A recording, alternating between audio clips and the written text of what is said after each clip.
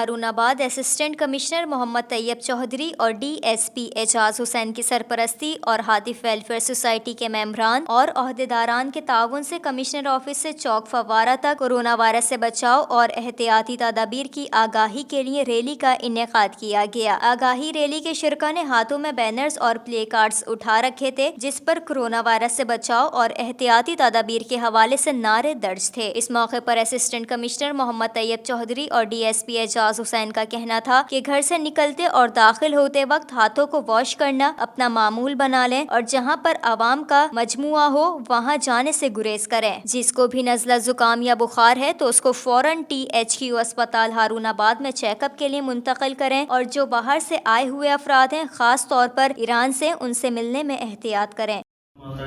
Corona virus کی وجہ سے جو ایشو چل رہے ہیں یہ ماسک بہت ضروری ہے اور یہ ہم سب کو کہنا چاہیے اور یہ جس طرح ڈی صاحب نے یہ فرمایا بہت زبردست باتیں کی، انہوں نے یہ عمل کرنا چاہیے ہم سب لوگوں کو اس پر۔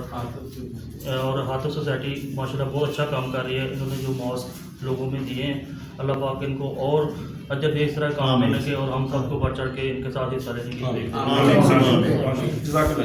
مزید ان کا کہنا تھا کہ سب سے زیادہ دھیان اس بات پر دینا ہوگا کہ جو افراد کورونا وائرس میں مبتلا اور مختلف ممالک سے چھپ چھپ کر پاکستان آ رہے ہیں ان کی اطلاع گورنمنٹ کو دیں۔ ان کا کہنا تھا کہ کورونا وائرس بہت خطرناک اور جان لیوا ہے لیکن علاج سے بہتر احتیاط ہے۔ دوسری طرف ریلی کے شرکاء نے کورونا وائرس سے بچاؤ کے لیے احتیاطاً ماسک بھی پہنے اور 3000 سرجیکل ماسک بھی شہریوں میں فری تقسیم کیے۔ ارشد علی قوری، DNN نیوز، ہارون آباد۔